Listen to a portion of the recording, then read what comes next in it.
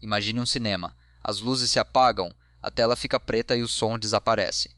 É assim que a maioria de nós imagina a morte, uma sessão eterna onde o filme simplesmente parou de rodar, mas você continua lá, sentado na poltrona, encarando o vácuo.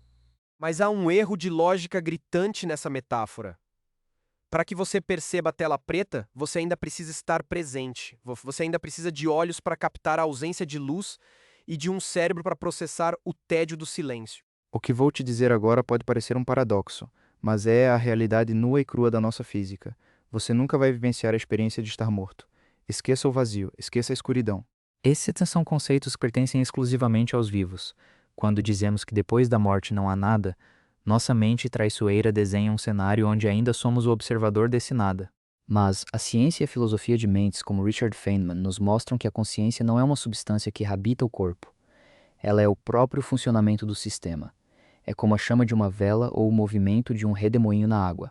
A chama não vai para um lugar escuro quando você a apaga. Ela simplesmente deixa de ser um processo ativo. Se o processo físico, os bilhões de neurônios disparando em harmonia, para, o observador se dissolve no mesmo microsegundo. Portanto, a pergunta real não é como é a sensação de estar morto, mas sim o que acontece quando não sobra ninguém para sentir. A ilusão da escuridão eterna é o maior mito que criamos, porque nossa mente não consegue conceber sua própria não existência. Nós projetamos nossa consciência em um cenário onde ela é fisicamente impossível. Se você remove o observador, a escuridão desaparece junto com ele. O que resta não é o silêncio, é o fim da própria possibilidade de haver. Vamos desmontar essa engrenagem e entender por que, do seu ponto de vista, a morte é algo que tecnicamente nunca acontecerá com você. Para dissecar esse mistério, precisamos começar com uma pergunta de físico. O que é necessário para que qualquer experiência aconteça? Exatamente agora, enquanto você me ouve, seu cérebro está em chamas, metaforicamente. Neurônios disparam, padrões complexos são mantidos, CITs cruzam o vácuo entre células. Essa atividade incessante não é apenas o suporte da sua consciência, ela é a sua consciência. Não existe um você sentado em uma sala de controle observando o cérebro? Você é o próprio funcionamento da máquina. Agora imagine que esse processo físico pare. Quando o sistema biológico perde a capacidade de sustentar esses padrões, algo decisivo acontece. Não é nada dramático que você possa ver de fora como uma explosão. É algo muito mais silencioso e absoluto. A capacidade de vivenciar qualquer coisa simplesmente termina. E aqui reside a conclusão que abala as estruturas. Você jamais terá a experiência de estar morto. Nem a escuridão, nem o vazio, nem o silêncio absoluto. Por quê? Porque para perceber o nada, você ainda precisaria de uma mente. Se o processo para, não resta nenhum observador para registrar o que vem depois. É um erro lógico pensar no pós-morte como um estado de ser. Richard Feynman costumava apontar que o que experimentamos não é a realidade em si, mas um modelo construído pelas interações no nosso cérebro. Se as pessoas dizem que não há nada depois da morte, elas estão imaginando um cenário onde ainda estão presentes para testemunhar esse vazio. Mas se o cérebro não funciona, o observador não existe. Não há ângulo, não há perspectiva. Não há consciência da não existência. Não é como adormecer ou desmaiar, onde o sistema mantém o potencial de reiniciar o processo. Na morte, o sistema que cria a experiência não volta. Portanto, a ideia de um nada eterno é enganosa. Você nunca será confrontado com ele, porque você e a experiência são o mesmo processo. Sem processo, sem confronto, sem observador, o espetáculo termina sem que ninguém perceba que as luzes se apagaram. Talvez você esteja aí, balançando a cabeça e pensando, mas eu vou sentir o fim chegar. Não vou. Aqui é onde a lógica de Feynman entra em cena para dar um nó na sua intuição. Pense na sua vida como uma corrente ininterrupta de momentos. Cada pensamento, cada respiração flui para o próximo. Existe sempre um depois. É essa sucessão que cria a sua sensação de tempo e de progressos. Mas essa corrente é totalmente dependente do seu cérebro processando sinais em tempo real. Cada elo da corrente existe porque o anterior o desencadeou. Agora, imagine que essa corrente se rompe. Não de forma lenta, como se você estivesse assistindo a um cronômetro chegar ao zero, mas de forma absoluta.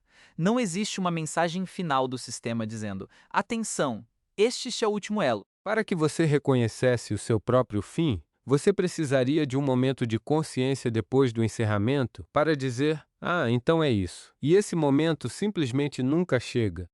É como um computador que trava. Ele não exibe um aviso de que travou. Ele apenas para de processar o próximo comando. Da sua perspectiva, a vida não se transforma em morte. Ela apenas para de produzir novos momentos. É um conceito difícil de engolir porque fomos treinados para pensar em antes e depois. No entanto, no caso da sua morte, só existe o antes. O depois é uma perspectiva que pertence apenas ao universo e às outras pessoas, nunca a você. É como um livro que termina no meio de uma frase. Para quem lê, a história parou. Mas para o personagem dentro do livro, não existe o vácuo da página em branco. O personagem só existe onde há tinta. Onde a tinta acaba, não há um personagem sofrendo em um deserto branco. Há apenas o fim da narrativa. Por isso, o último momento que você terá será, por definição, um momento de vida. Você nunca chegará ao destino morte, porque no instante em que o destino chegar, você não estará mais lá para desembarcar. Se a sua experiência termina naquele último suspiro, o que acontece com o resto do universo? É aqui que a realidade se torna verdadeiramente vasta. Do seu ponto de vista, a experiência escapara, mas do ponto de vista do universo, nada de extraordinário aconteceu. A Terra continua seu giro, as estrelas continuam suas fusões nucleares e o tempo não para. Há uma desconexão total entre o eu e o todo. Richard Feynman nunca separou a experiência humana da física, ele via ambas como partes de um mesmo sistema. Quando o padrão que forma sua consciência se desfaz, a matéria e a energia que eram você não desaparecem. Elas apenas mudam de arranjo. O sistema que produzia uma perspectiva específica deixou de existir, mas os átomos continuam a dança cósmica. Isso nos leva ao paradoxo do tempo e da entropia. Temos a sensação de que o tempo flui como um rio, mas esse fluxo é uma construção ativa do seu sistema nervoso. Você só sente que o tempo passa porque seu cérebro gasta energia para atualizar constantemente seu estado, criando uma ordem temporária contra o caos do universo. Sem esse processamento ativo, os conceitos de antes, depois ou para sempre evaporam instantaneamente. É por isso que a ideia de uma eternidade após a morte é um erro de categoria gritante. Para que a eternidade tenha qualquer significado, teria que haver alguém lá para contar os segundos, para sentir o peso do tédio ou a vastidão do vácuo. Sem um observador, não existe uma longa espera no vazio. Não existe uma duração infinita de nada. Do lado de fora, a entropia continua seu trabalho e bilhões de anos podem passar. Do lado de dentro, não há tempo nenhum para ser medido. É o limite fundamental. Você é um processo, e processos não esperam no nada. Quando a máquina para de computar, o tempo não se estica para o infinito. Ele simplesmente deixa de ser um parâmetro para você. Chegamos então à conclusão mais estranha e ao mesmo tempo mais libertadora de todas. Você nunca chega realmente a um estado que possa ser chamado de estar morto. Pode soar como um jogo de palavras, mas pense com o rigor de um físico. Cada pensamento, cada sensação de eu, só existe enquanto os processos no seu cérebro estão ativos.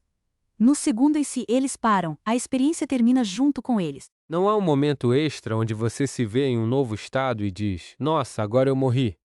Para ter esse pensamento, o processo teria que estar rodando.